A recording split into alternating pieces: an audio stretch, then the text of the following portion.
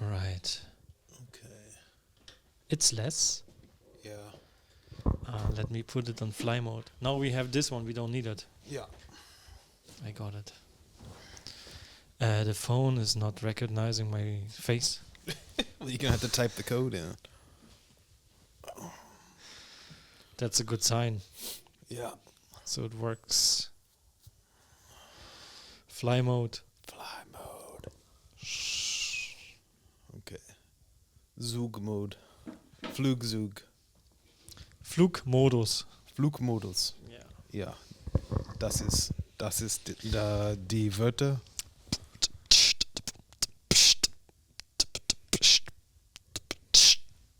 Man, that was pretty good. Hey, so I just got back from the States, and Welcome back to Berlin, Gandy. thank you. So I was hanging out with my brother, and it's like he had a story he really wanted to tell me. It was like I just got in the car with him, and we were going, and he said, "Do you remember Michael Bradley?" Michael Bradley. No, I don't. I don't know Michael Bradley, so I told him I didn't know him. And he said, well, his neighbor has a horse, and he lost his horse. And I told him that, yeah, real sad. I said, that's really sad that his horse died. And he said, no, the horse didn't die. They just lost it. They found it in the creek behind the house. And that was the entire story.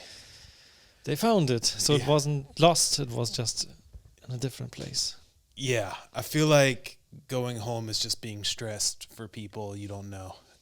And it's not even the people you don't know, it's the neighbors of people you don't even know. So, Yeah, the story there is going on. yeah, so I'm a little happy to be back. But walking around, it really made me think about like everything that allowed me to pursue art and like the people in my life. Did you want to talk about role models today? Yeah, I had some reflections. We have New Year, and I made a little recap of my life. I was like more or less questioning what brought me here in this position, in this couch. So you brought in the new year by questioning your entire life. Yeah, kind of. Did you end up in a hospital? No, I'm still here. Okay. I had a nice Sylvester little get-together, a nice raclette, so it was not much. What do you mean by Sylvester? Sylvester is New Year Eve. Oh, okay. It's not meant by the cat from Looney Tunes. That's exactly what I was thinking. No, I don't like cats at all. I mean, Well, yeah, they live too long. too many lives. Yeah, that too. So you had a quiet New Year's Eve? Yeah, it was quiet. Yeah. I mean, till the neighbors made some fireworks directly in front of a window. I mean, it was crazy. Well, I had one New Year's Eve last year, and I decided this New Year's I was not going to be in Berlin. Good decision. Yeah, it was, let's just use the word chaotic to describe last year. But I heard this year wasn't too bad. I mean, they produced a lot of content for social media to be like very, okay, this was Berlin again, on top of all the cities. Yeah. Hold on. Let's hold up real quick. I forgot to mention that I did a little research on podcasting. Yeah. And Okay. we're supposed to say what this podcast is about and who it's for. So like when people start watching it or listening to it, they know what they're getting into. I don't really like that because I think art should just be what it is, and then it's up to the person who like interacts with the art to decide what the relationship is. Yeah. But I think for most people, it'd be good to say what we're doing. Okay. So This is what we usually did, but this jump was harder, let's say. This into jump? this. yeah. into this So, podcast. yeah. So let's backtrack. Yeah. So my name's Gandy. I'm an artist. This is Dared. He's an artist. And what we're doing with this show, which is tentatively called Artist Times Artist, or Artist by Artist, we're in Berlin, and what we're doing is just having long conversations about the art practice, different art ideas, and different things in the art world. We're pulling from our experiences, we're pulling from our memories, and just projecting out into the world what we think this art thing is, what the art game is. And what we're going to be doing is just thinking about things and just having a conversation. Dared is from Berlin, and I'm from the U.S., so we have a German and an American trying to make some common ground on art topics and see where we're the same, where we differ, what brought us here to this particular point. There may be other artists in the future, but we're just playing around for now. So thanks for joining us on this journey. We're going to do it for a while and just see where it goes. But yeah, so today we're going to talk about role models and particular influences in our life, on our careers, on our development as individual creatives. And so I guess we can just discuss the two different types of role models. Yeah. We have the personal, then we have the creative. And today we're going to talk about the creative. And if some of the personal slips in, I apologize, but it's hard to separate personal stuff and creative stuff. It's a very thin line. Yeah. So do you want to take it away, or do you want to just talk, since we can do whatever we want? No, it's pretty cool. I love the intro. Dankeschön. What also is interesting to talk about or to get to know is that we are in Berlin and we reflect to the outside world what it's like to be a Berlin artist and what influences us, what bring us here, what are our opportunities and also our limits and maybe some traps left and right. Yeah, this city is full of traps. It is. Yeah. So we try to be aware of it, talk about it in general, and you can learn from it. You can adapt. You can make comments below. Oh man, let's not take it that far. Okay, Why? we'll do the social media stuff. So if you want to like and subscribe, this is my only time I will ever say that. He doesn't like it. I don't. That's not what this is about. This is about documenting the time in Berlin. All right. And Make some comments. No. Or okay, do it. But I'm not going to tell you to. But this is about documenting artist voices in Berlin at this time, while we're all making work, while we're all searching, while we're all exploring our thoughts, exploring how we view the world. So. Do you mind if I kick it off with a role model? Yeah. Okay. This isn't necessarily one person. Well, I can talk about one person. But growing up, what was always kind of taboo was hip-hop music. Okay. So I always kind of snuck away and listened to hip-hop music. And that's really what influenced a lot of my ideas about the creative grind, the creative hustle. And one of the ones that really stands out in my youth was, he's called Boosie Badass now. But when I was growing up, he was called Lil Boosie. And he's from Baton Rouge, Louisiana. And in the early 2000s, he was putting out mixtape after mixtape, burning his own CDs, putting them everywhere. Okay, wow. And he was like really taking it on. And it was my first time to ever see someone from the South really come from the underground, make his own distribution, and really disseminate his work. So he was on his own, no real label, just doing... As far as I know, yes. Yeah, okay. He had a guy named Webby who I really recommend. I'll put some albums in I think we can do links now. So I'll put some links to some albums in the description. Cool. But Boosie Badass and Webby, they were really running the game, at least in Louisiana, Mississippi, Alabama, maybe some of Tennessee, but in my region. And to see that happen, it really sparked a lot of creative confidence that, you don't have to be from New York. You don't have to be from California. Yeah. You can really do it from the bottom of the U.S. and make it to the top. So that was my first real. It sounds creative- like an American dream. Yeah, it is. And the thing is that whenever I was growing up, I did visual art, but I was primarily a musician. Mm-hmm. And so I really pulled from the music scene whenever I was developing my creative muscles. Yeah. But do you have one when you were growing up? A role model when I grew up. I just want to like talk about what you just talked, because I realized all people in Berlin are also more or less very much influenced by American culture, because it was very dominant. And I also were listening to a lot of like hip hop, rap music. But for you, maybe it's too commercial, but it was like Wu-Tang, Fugees, Lauryn Hill stuff. I really loved that. And Wu-Tang Clan was so much intense.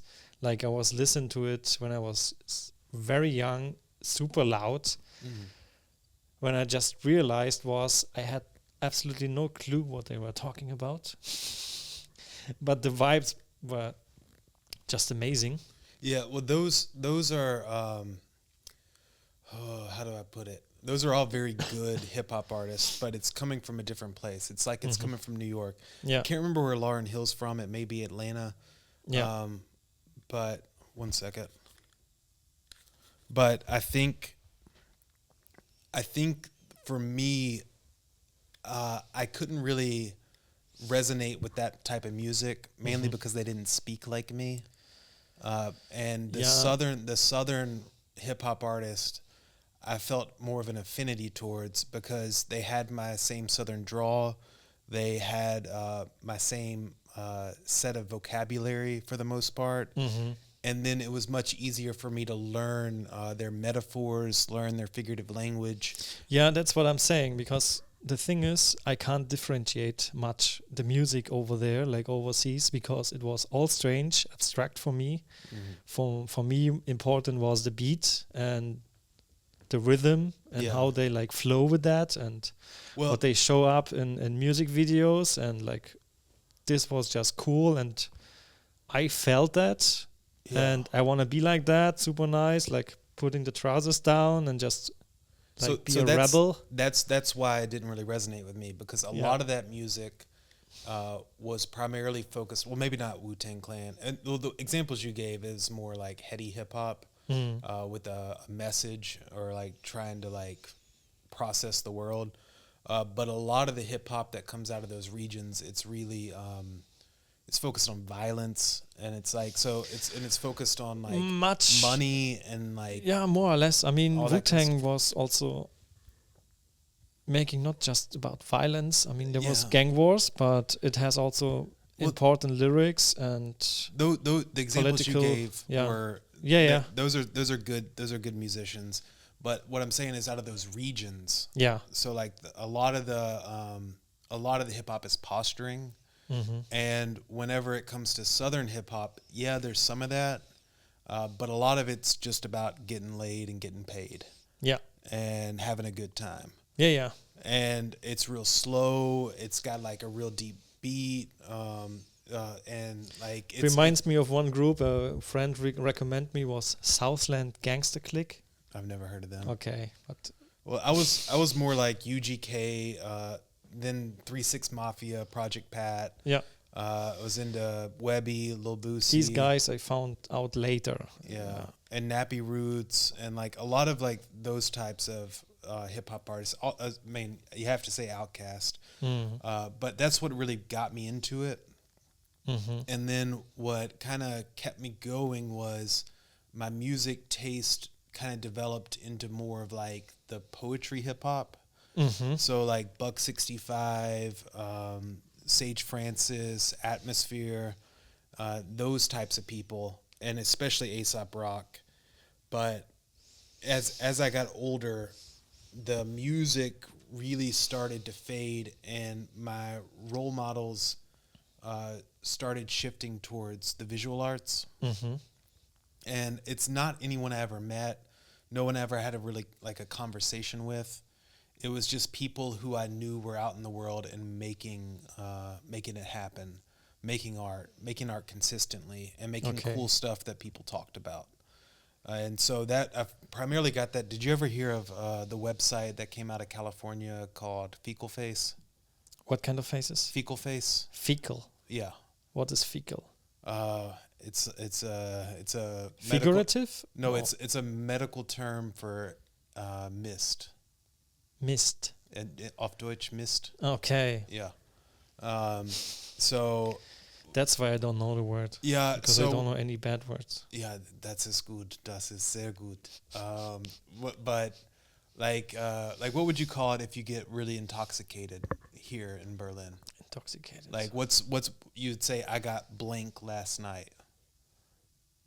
Or ich får blank letzte Nacht. Was sprechen Sie? Geblendet? Geblendet? Yeah, so in the US you would say I got faced. That's pretty bad. Yeah. I mean, the language over there was always... Yeah. So I think it's like a play on that. Mm-hmm. But they had a whole bunch of like art on the website, a lot of street art. Okay. A lot of graffiti, a lot of articles, interviews, and a lot of tutorials on how to do things. And so I was like eating all that up. So you were pretty much aware of like a lot of things around you when you still were young? Yeah, in Mississippi. So this is like, Mississippi. So that was like my bridge to this world that I could never be a part of in my youth. When was the shift from audio to... So whenever I was visual, I want to say 14. So whenever I was 13 or 14, so I'd say 13 to 15, 13 to 16, I was in like the music scene. Mm-hmm. I was in like hardcore bands. Nice. And like doing concerts. Yeah. I was designing merch. I was doing like all that kind of stuff. And then I really started getting into the design of things more. Yeah. Like I like designing a band. Like how does the dynamic work? What's the focus? That's cool. What are we trying to say with our music? Like all the kind of big picture producer stuff. That's what I really enjoyed. And I really enjoyed designing the posters, designing the merch, and all that type of thing. And so after that, I went to an art high school, and that's whenever I really like honed in on the visual art. And that became the focus, and I stopped really doing music. I was still on the drum line at that point, like in my high school. But I was my junior and senior year. I was only continued the drum line for 1 year out of that, and then so my main role models at that point were the internet, like art on the internet, and then what's it called? Like the library. So what I would do is... So you were interested in exploring as well. Absolutely. So what I did in the library was I would get all these biographies. So they had biographies of all these artists who have all sadly passed away. So it'd be like Rubens' biography, Durr biography, Leonardo da Vinci biography. Yeah. And they would all be, they're like kind of shorter, so I could read them all pretty quick. Okay. But they were fairly detailed. Right. And but it was accessible for you. Yeah. So okay, I just kind of made notes of what the books thought were important to share about the artist. But was there someone who like guided you a little bit to that? You should check out this and that. How did you come up with the idea to go to a library and be interested? I mean, the school had the library, so that's an influence. Yeah. They had the books, so that's an influence. But a person, not really. Mm-hmm. Because I also just reflect and thought, I was not like that. And I think maybe it was my fault or not. Maybe I was just ignorant.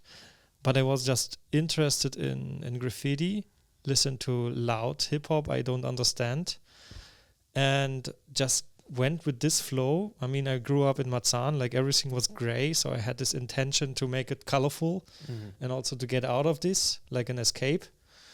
And But the problem now I'm facing is like there's not much education around that. So I would love to get to know more about like contemporary art and other things. What I just studied was like others in my surroundings, what they are doing, what kind of style they did in the graffitis, to understand the scene itself, how to talk like on the streets, and also how the dynamic work. Like, hey, I have to be a crew member for a big name, and otherwise you're just overpainted again and again and again. Well, so let me tell you about the surroundings in Mississippi. Yeah. It's a lot of cows and a lot of chickens. So Okay, what do you mean by chickens? So I'm talking about like if you're looking for painters, Yeah. it's just a lot of animal paintings depending on where you're at. And where I was at, it was either so the horizontal line was. What do you mean horizontal line? There was not much different things you can explore. Yeah, so you had to look up. And well, there were other things. Yeah, there were galleries. There were other artists doing like I guess more like air quotes contemporary stuff. Yeah, but it was all just like watered down knockoffs of stuff they saw in like bigger cities. Like they went to New Orleans, saw someone doing something like this, so now they're gonna do it. Or they got an interior design magazine. They saw the painting in the interior design magazine, said, "Oh, I think that'll sell," so they do that. And then so it was like not a lot of short connections. Yeah. Okay. So for me, what I could learn from the environment around me wasn't necessarily art. Yes, I had good teachers. Yes, I was in an environment where I was exposed to a lot of stuff through my instructors. But when it came to like actually developing my voice, finding out how I interact with the world, how my creative process works with the world, it was all trial by fire. I would just say I was going to do something, and then the way I was raised is when you say you're going to do something, you do it. So I would say something outlandish, and then it was up to me to actually do it and find a way. Yeah. So the whole art process for me was like everyone says these artists are great. Like universally, these artists are great. So in my mind, what I will do is, or what I did was read about those artists, make a list of everything that these people, like all the reasons why they say these artists are great, and then just turn that into a checklist. So like... But the funny thing is, when I'm hearing that and I look to my younger self, libraries were not a thing, you know? You didn't have a library? They were there, but it's an abstract institution. No, it's not. It's free I'm knowledge. I'm just saying, you know, it's free knowledge, but still, you know, it's there, but okay, so it's crazy. So this is one of the reasons I love my parents. So from my very early youth, we always went to the library. We always went. We always checked out books. Whatever books we wanted to get, that's what we got. Yeah, understand. And we would always go to events at the library. And the library, for me, is one of the most important places in a city. Okay. Because you can really understand what the priorities of that city is. True. So, like, you want to know what I thought my first time I went to the America Biblioteca? Yeah, please. Yeah. So, the first thing I did is I went to the CD sections to see what Germans are listening to. And y'all got some good stuff. Okay. But y'all are really into Grateful Dead for some reason. So you went to the American Gedenkbibliothek here in Berlin? Yeah. Okay, cool. Yeah. Yeah, got that library card. And when I was looking at so I went to the CD section, opened the first one I saw at random, and looked at the back of it. Yeah. It wasn't scratched at all. It was completely clean. Like the booklet was in it. Yeah. It was a perfect CD. Yeah. And untouched. And then I went and got a popular CD that I knew a lot of people would have listened to. Did the same thing. It was perfect. Okay. And that's all I need to know about Germany. They don't open CDs or get them in libraries? No, they take care of them. Okay. Because if you get a book or a CD or especially a Blu-ray or a DVD from a library in America, I would say 9 times out of 10 it is scratched terribly. Okay. Because Americans, from my experience and my experience here in Berlin or Germany as a whole, because I've been around, Americans, which when I say this, I'm speaking about myself because I'm a product of it. Yeah. we're less considered because there's so much. Mm-hmm. So the thought process isn't, this is a special CD, or this is an expensive CD or DVD. Mm. I need to take care of it because I may not get another one. That seems to be the thought here. Yeah, it Whereas is. in America, it's like, who cares? There's a million CDs. Or who cares? I'll just invent something where I don't need CDs. When I look back to my father's CD collection, like a lot of rock music, if I like just go to this little library he had at home, like all the CDs, very nice, organized. So, and you take something out, they were like over years, always pretty new, you know, it looked untouched. Now when you're saying like this is a culture thing, maybe. Yeah, I think it's absolutely wonderful. Yeah. I'll tell a story, then I'll get back to the role model thing. Mm-hmm. So I was out near Erfurt. I can't remember the name of the actual village. And it's I'm not going to say names. My lady's friend's husband. They all live out there, and they have a farm. And so every time we go out there to visit their family, I help her husband on the farm. So I'm doing something out there. Yeah, cool. And so this time we had just moved a lot of brick and like a lot of stuff out of the attic and like just done a lot of stuff. I think this was when we were doing stonemason work. But no, it was the carpenter, because there's a lot of stuff in the trailer that we were working, that the tractor was pulling. Yeah. And he asked me to clean out the trailer. Mm-hmm. So I got the broom, jumped up in the trailer, and I just start brushing it, and then I brush it all out onto the lawn. And I wish you could have seen his face, because he was horrified. He was like, "Why would you do that?" And I was like, "That's how you clean a trailer." Oh my God. He was like, "No, this is the yard. It needs to be nice." And so we went through. He got some dustpans, and we dustpanned the yard to get all the wood chips out of it, and like picked it up. And so that was different culture. Yeah. So imagine those two perspectives on doing a job well, but with the library. Well, yeah. I mean, I was like circling around the library basically because I had no intention to do it, you know. Like, it's pretty sad at the end of the day. If you don't have later, I was very much into, like, when I developed something, like I went to design school. If I study something and I had interested into a topic, I went to the library and studied everything, and I just want to have like what's about it, and I want to find out all the niche about the topic. It's a different thing. So once you get into that knowledge, you're interested. But yeah, you have to bring your kids super early to this source. If you don't know it exists, it's a problem. So let me just do a little. I mean, I knew there are libraries, but I mean the extent of what's available in the library. So I'm going to do a little PSA real quick. So in the Berlin library, if you do not have a library card, it costs €10 a year. And what you get for that €10 is you get access to all the books. I think you can get like 60 books out at a time. There's a ton of DVDs, Blu-rays, CDs. They have classical music. They have everything you can imagine. But on top of that, you can also check out items. So they have like yard games. There's also an art library. You can check out art. Yeah. And then also on top of that, they have a bunch of digital goods. So you can get free streaming for movies. They have music streaming for free. They have Statista, I think is what it's called. Statista. Statista. I mean, you get a lot of information, data from. Yeah, these are like one of these reports will cost, like if you buy it outright, it's like 500 plus. Yeah. And you get them for free with a €10 library card.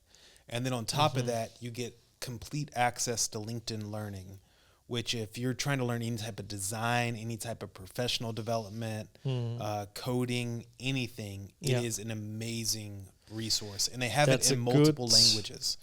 Insight for people who listen. And the English version of LinkedIn Learning is extensive, because it used to be Lynda, which was a wonderful website that I used to do. Yeah. but it's free. I think it costs like 40 to 50 euros a month if you don't have it for free with the library. But yeah, really support that. But if we're talking about real people, getting back to role models, Yeah. I mean, it doesn't have to be real people. It can be like even Napoleon Bonaparte. I mean, yeah, they're all real people. But I mean, like people in my life that I can see, talk to. Yeah. There was two different categories. So there's people who had role models who I learned how to work from, like how to have a work ethic. Yeah. Like how to do good work. And then there's people who like were like there that allowed me to like observe the creative practice and see how artists work. And for me, the hard work people tended to always be male, and it usually used to be through hard manual labor. It was never creative work. It was always like digging post holes or like moving like massive amounts of stone or roofing or like doing like really hard manual labor. Physically. Yeah. And starting it and finishing it. Like that's the goal. That's working culture. Yeah. And then all the creative people, it tended to be female. Interesting. And they were, so it'd be like some of my friends' parents or like their mom. They may work in a gallery. Okay. And then they would let me come to the gallery, check it out. Or like whenever I started working at the museum, it was primarily female, and like that's just how it was. And so they would show me around, show me how to do things, like how it all works. And then there was one painter who lived in the city next to me, and I went to school with her son, and she was moving a lot of work, like a lot of paintings. Yeah. And she needed help, so she hired me to be her help in her studio. Okay. So I got to see how how artists work. how an artist actually works and makes money. Okay, cool. But so it's like a lattice where it's like, if I had just done one of those things or one side, I don't think I'd be the person who I am. Would you recommend to make an internship at an artist studio if you're younger? No, I would recommend construction work. I'm being dead serious. Okay. Because you'll learn how to work hard, and you'll learn what you don't want to do. And if you know that the alternative to being a successful artist is working construction, then you may actually take it a little bit more seriously. You're right. But still, you need to have like a vision and a pattern in front of you to see, okay, this is an artist. These are the artworks. She get it done. And also she's able to like sell it. Mm-hmm. If you don't see that in front of your eyes, you can't believe it, because who's interested into art? Like most of artists live in a mythical area and think, okay, I paint something beautiful and it's going to out like sells on its own. You need to like have the whole process and maybe see one time this role model of an artist to see how it works. And for me, still it's kind of a black box. I had an experience to share a studio with another artist, and he was pretty successful, also working on the streets. And he was a super hard working artist, every day in the studio doing this, doing social work, let's say, being networking. And it didn't work out at the end because I didn't like how he treated people. And that's why I went on my own path. But still I saw this pattern of like doing an artwork, making promotion and selling it. I wouldn't believe it if I didn't see it. Yeah, well, I think the original question is based on an assumption. Mm-hmm. So the question was, do I recommend an artist to intern with another artist? Yeah. when I you're don't, young, or and that's assuming that I would recommend that they even become an artist. I think if you need someone to tell you to do something like that, it may be best not to be an artist. I mean, people tend to do the opposite what they were told, especially artists. Yeah, artists are unnecessarily contradictory. It's like It's I true. get it. I get it. I get it. You don't want to be told what to do. Like I feel the same way. Yeah, But yeah. but sometimes people are telling you what to do not because they're trying to control you, Yeah. but because they see you up.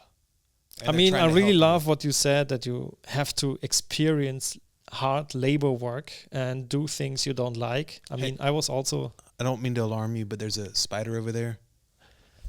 I'm cool with spiders, but how big is it? I would consider that an itsy bitsy spider. Okay.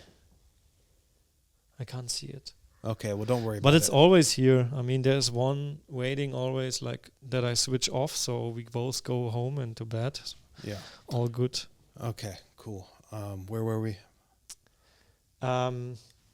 Labor work is important for an artist. Absolutely. Because it is labor work. You need to get like paintings done, and it's not easy, and not all the process is like creative and fun. Yeah, and I think what at least this is what irritates me about like artists in general, and I think it might irritate a lot of the general population. Yeah. Is when someone completes a painting and they say how much hard work it took. Like, it's like, do you have any context for hard work? Do you understand what would need to happen to classify this as hard work? There could be also cognitive hard work into an artwork. That's not hard work. I mean, that's intellectually taxing work. It's not the same thing. If you it's not the same thing, you know. it's just it's True. not the same thing. If you walk up to someone who just did a 14-hour shift in a hospital, Yeah. and you told them, "Oh, I know I'm tired too. I just spent 14 hours painting." It's not the same thing. It's not. Yeah, I mean, both can be exhausted, and but you know, artists tend to make their life not more easy, and like they don't set up a nice process, a routine.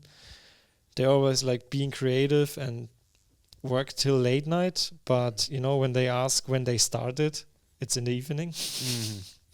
yeah, Yeah. it's So they wake up with these long eyes, long head, and like, oh my God, last day I spent like till night I was painting. well. Wake up at 2 in the evening. I try to be honest with people, and people are usually honest with me. And, That's good. And so whenever I say something that's a little outlandish, there's usually someone who will check me or like tell me how it really is. Yeah. And one time I said something like, this painting took me so and so hours, like so many hours to complete. And this guy just looked at me and said, it probably took that long because you're not that smart. I mean, maybe he's right. It's a fun thing. You know, I had a different, like, same encounter. It was super funny. I mean, I will not share this experience, but the artist ego of this guy was like under the clouds, and he shared in a group his sketch. And a friend of mine told him, yeah, you couldn't do better.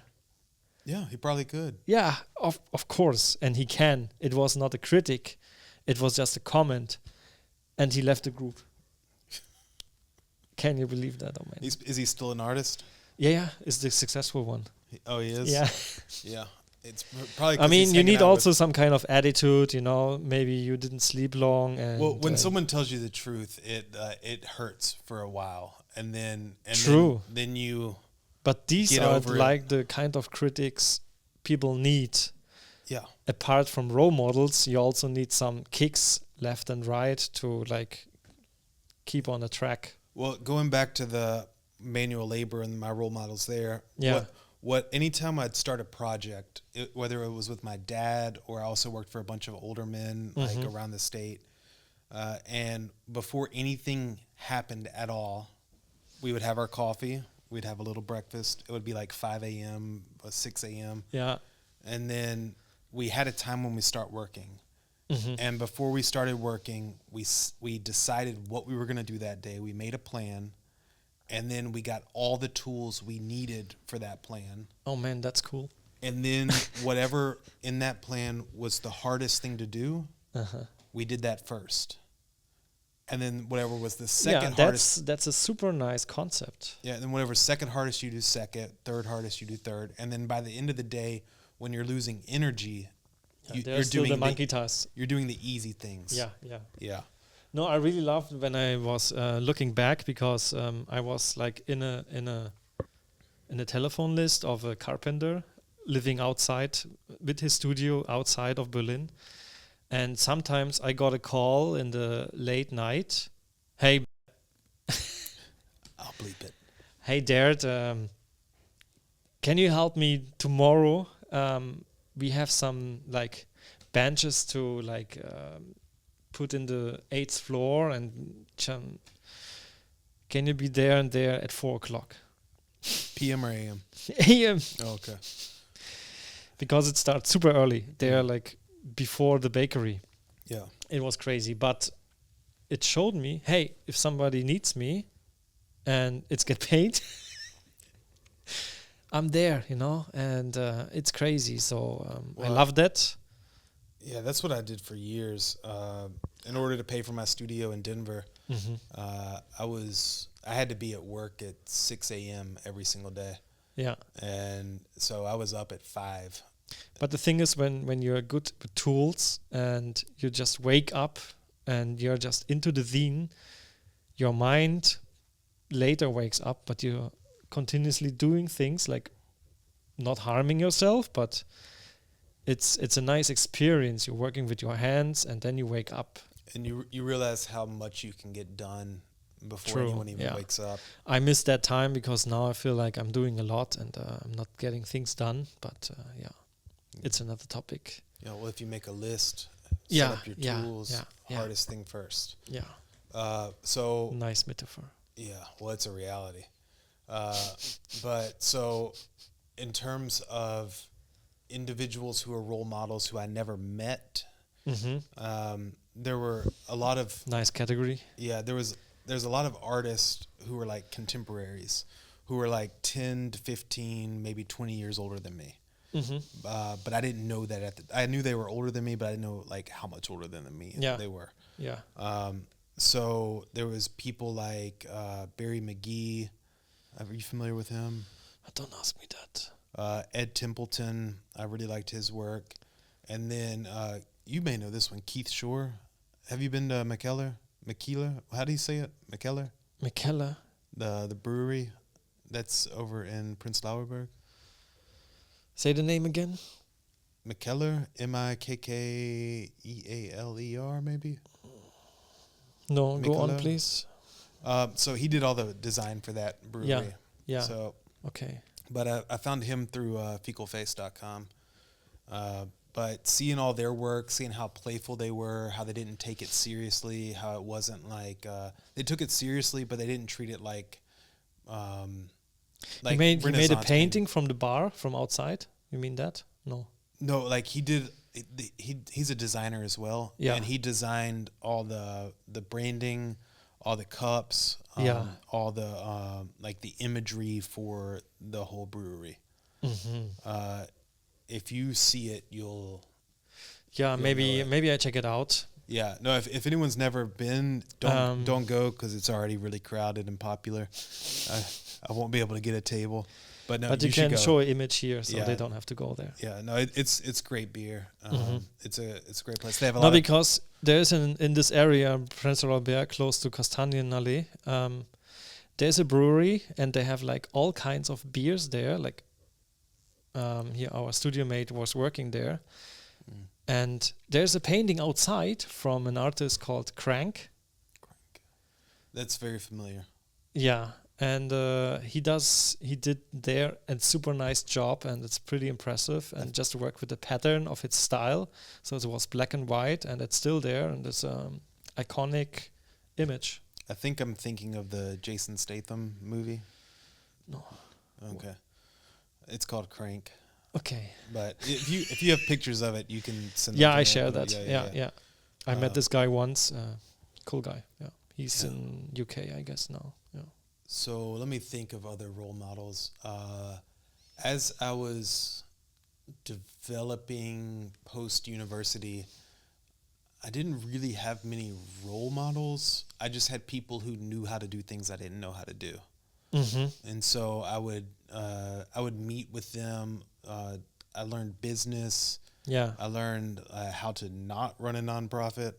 I learned like how to do music festivals. So like I would meet people who knew how to do it, and they would only like people in the professions. They're like very hesitant to tell you how to do whatever their profession is. Yeah. But especially like in the arts, the creative arts or entertainment, because I think they view anyone who's interested in it as like future competition. Yeah.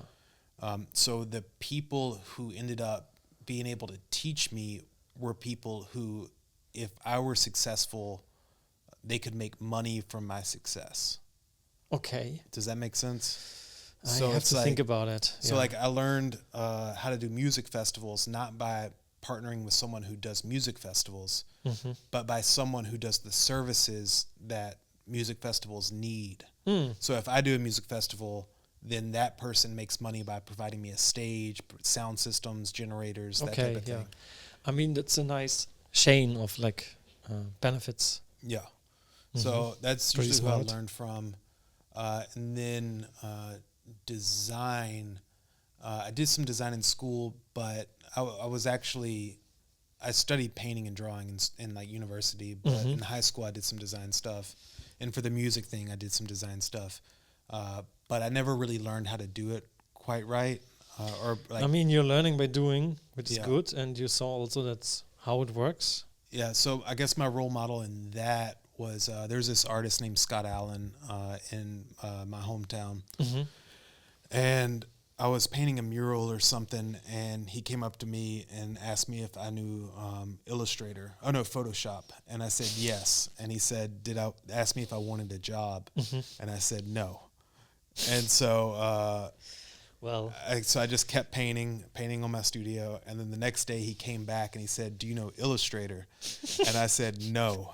And he said, "If you He wanted to be your friend, man. Yeah, he said, if you don't, I'll teach you how to use Illustrator if you come work for me." And I said, "I'll give it a week." And I ended up working for him for about 2 years, and he paid me to learn graphic design. Okay, pretty cool. I mean, Yeah. I went to a Volkshochschule to learn Illustrator and Photoshop and stuff. Well, I'll put some of his art up here. He's a really cool artist. I mean, I like your way.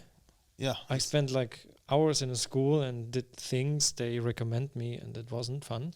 Well, I was working in a print shop, and Yeah. so we would anytime I would design something, it would get produced, and so if I designed it incorrectly, I would see that immediately.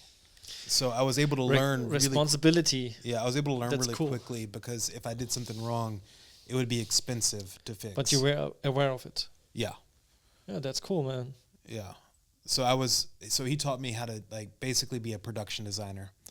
And I'm forever grateful for that. So, and also he showed me that like you could just run a business and be successful. Like his sign shop is doing really well, and he's like expanding into a bunch of different stuff. I mean, a sign shop is also not a bad idea to have it as a business. Yeah. It's fun. I love typography. I love signs. You get to make stuff, and it goes all around like your area and surrounding areas. And so you also, when you install it, you get to like really explore cities and like see where things are. So every time I'm home, like, and I'm just driving around, I get to just like point out things that I installed or produced or designed. And the thing about Mississippi, You have some marks in the city, and you placed them. And the thing about Mississippi is there's not a lot of like agencies, and if they are there, they're kind of too expensive for a lot of businesses. So what these businesses would do is they go to like sign shops. Yeah. And the sign shop will like provide you a logo at a reduced rate or a branding for a store at a reduced rate, but it's inclusive of the sign. Yeah. So like in order to So pay the for manufacturer so you also design had the it, service of a designer. and the design is reduced, but the sign is expensive. So it Mhm. all works out. But how is the quality of the signage? It's high quality. It's good stuff. Okay. Yeah. No, I mean, I've been he has fortunate. this like handcraft skills and some background, but he never maybe or she never studied design to have like the typography and everything Wait, correct. Who are you talking about? About the sign maker. The one I'm talking about? Anything, Oh. like any sign maker. You say it's a general business like that. Yeah. So whenever these businesses would come, I get to practice my branding, my design. Mm-hmm. I'd get to be creative, free. And then something else we'd also do was hand-painted signs. Yeah. So I saw that in India. Pretty fun. Yeah, so hand-painted signs are really cool to do, and it's like it's a really cool practice. So you're painting these letters on buildings, and he taught me how to do that. So that's a role model for me as well. That's a pretty cool role model. I would love to see someone like that. I saw a few Indian guys painting a huge mural, just like commercial work, and I have to check if I have a picture of that. But that's just impressive. I mean, they don't print it and put it like these days everywhere. They were like really like doing it. I mean, well, when you go to cities like, I mean, there are mural artists who like make also commercial work for Netflix and stuff, also in Berlin.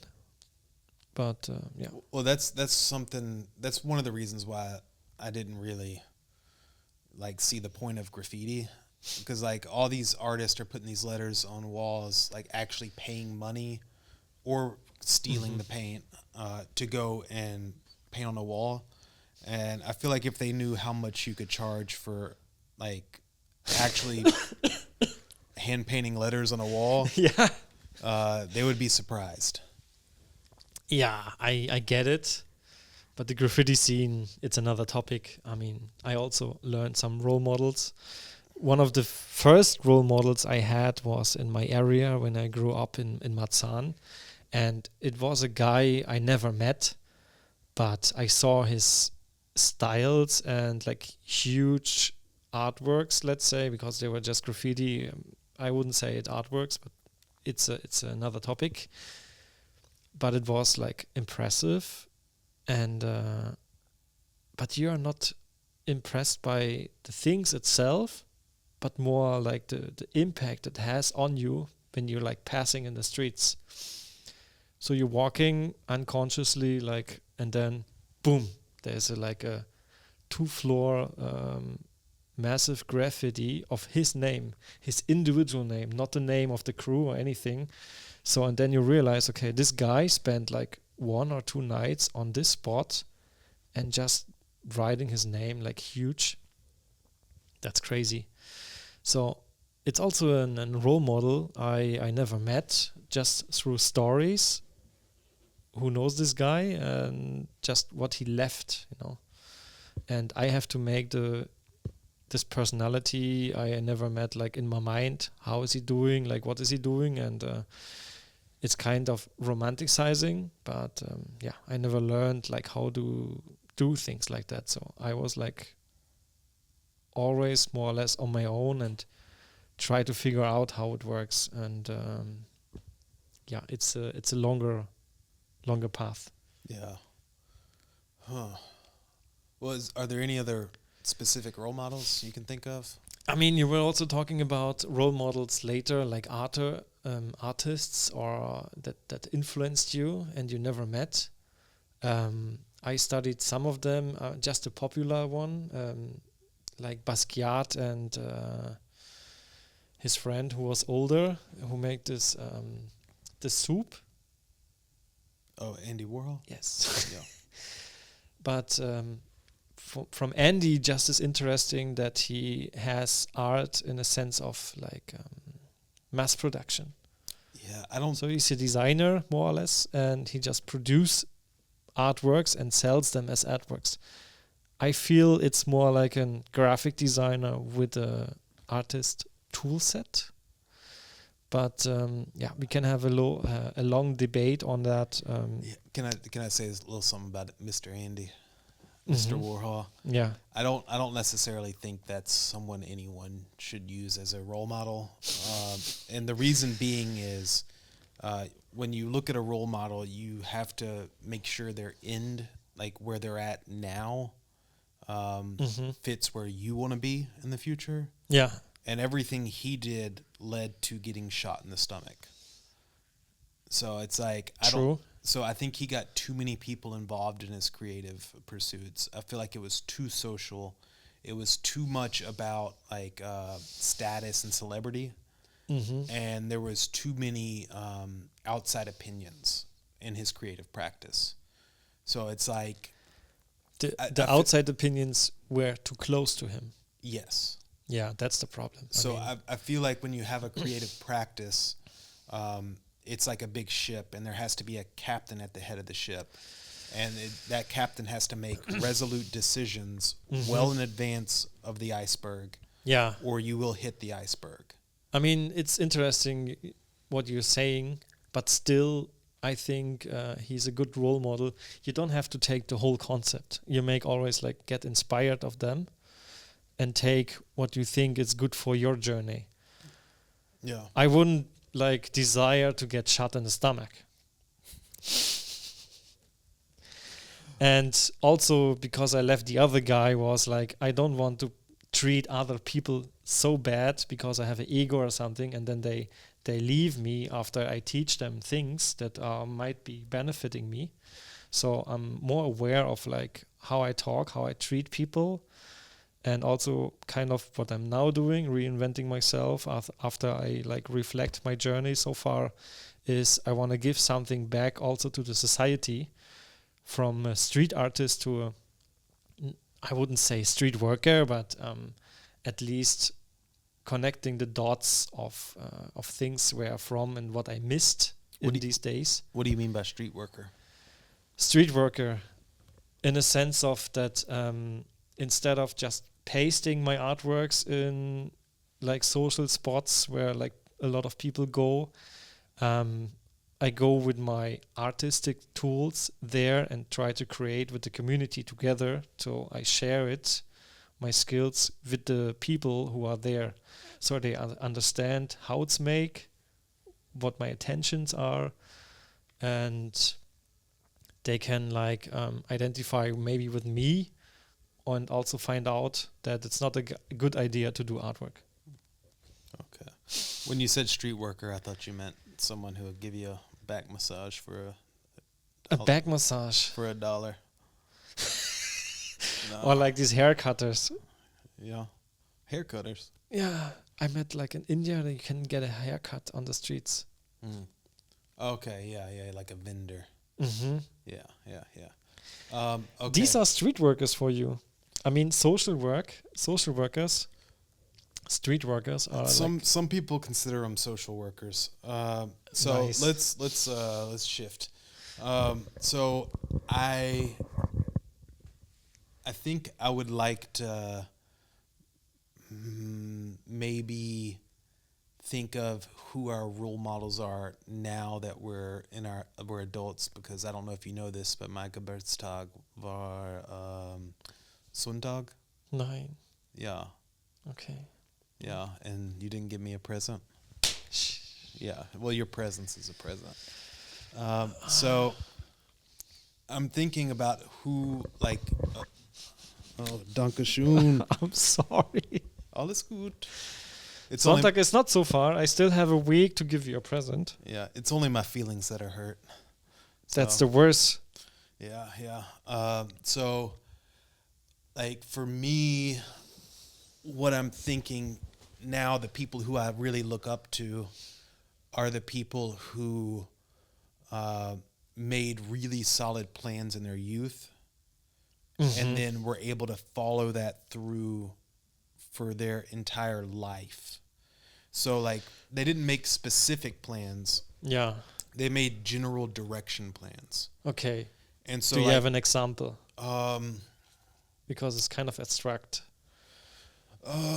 Yeah. I don't want to talk about a specific person. But No, an example of a goal or something like that. Yeah. Okay. So someone who says one day I want to be able to stop working, and they made plans to make that happen. Whether that's through starting a business that's really successful, or they invested for retirement, or they set up their lives in a way to where once they hit a certain date, they can focus on the things that they love to do. Yeah. And for me, I think I never want to stop working, but what I would like to do is work without any stress. So I want all my stress to be work related, not can I feed myself related. Does that make sense? Yeah, it makes totally sense. I mean, this could also be like a very spiritual mindset to never get stressed, no matter which like circumstances are around you. Even like if you have a war or whatever happens, like you're always relaxed and have no stress. Yeah. Do you have a type of person you look up to now? I'm looking for it, and I want to be now more aware that this kind of influence is like good for me. And what I love to do is more like is it collage or fractal work of a role model. So if I see something, I don't have to like everything about this guy or this woman. So just a specific aspect. An aspect I can take, and cool. Because it's really difficult. And also my take is we grew up and we reflect and we check for things we like and would love to do, but we have to remember that we could be also role models for others. I don't want to think about that. It's too much? Yeah, it's too much. Okay. Yeah, I'm focused forward. If people want to follow, that's cool. Yeah. But I just thought of an example for mine, and then maybe we can wrap up. So whenever I was, I want to say 21, I was working on tree farms in Hattiesburg, Mississippi. Tree farms. Yeah. So there was like this group of old men, and I would go around to their farms and like take care of their irrigation ponds, like cut down trees, move lumber, like do like anything they needed. And one of them, I think he's passed now, but he used to like, so if someone was gonna like join the Senate or like be a part of the government in any way, and like they would have to call this guy. Okay. He was like real down to earth, like he knew his stuff. And I worked for him for like quite a while. But his name was Mr. Socher, and I'm not sure if he's still alive, but one of the stories he told me, I'll tell you two stories he told me. Yeah. One is that Lewis and Clark weren't the first people to go up the Mississippi or down the Mississippi and explore America. It was actually the Sochers who did that. Who's a Socher? He's a Socher. That's his last name. Okay. So his family did that. Yeah, understand. But their story wasn't as good of a story, so it's not the one that stuck. And then number two, he looked at me and he said, Greg, I've been a millionaire twice. Never get married in your 20s. And yeah, so I took two lessons from those things. One, make sure your story is the best story. And two, let's kind of pump the brakes on the marriage thing for a little bit, you know? Yeah. I mean, marriage, when you're in love, the first signs are not what's love about. Love comes later when you get through some struggles. Yeah, well, and then you get married. Well, I think his point when you're was 30. I think his point was it's best to not become a millionaire twice. So Yeah. Okay, man. Well, thanks for chatting. Thanks everyone for listening. Like I said, this is a work in progress. So we're just gonna be covering different topics. If you watch this to the end and you know someone who would be a good fit for like chatting with one of us or both of us, shoot me a message. You can comment below, or you can go to my website, gandy.cc/contact, and just let me know. Or if you have some positive feedback you don't want to put in a public chat because, It's public. yeah. So if you just want to hit me up, and I'll put Daird's website as well. So yeah, thanks for joining us. It is quite cold. It is snowy in Berlin, and I am happy to be back in Berlin. I can hear that. Yeah, I never thought flying back to Berlin would be me feeling like I'm going back home. You had that. You had that feeling. That was my feeling. Okay, that's pretty cool. Yeah, it's weird. Oh well, this It's is my your home second now. home. Yeah, second home or fourth home. I don't know. Okay. Well, welcome to Berlin. Dankeschön. Let's see you again. Auf Wiedersehen. Auf Wiedersehen. Auf Wiedersehen. Oh man, that's a mic pop.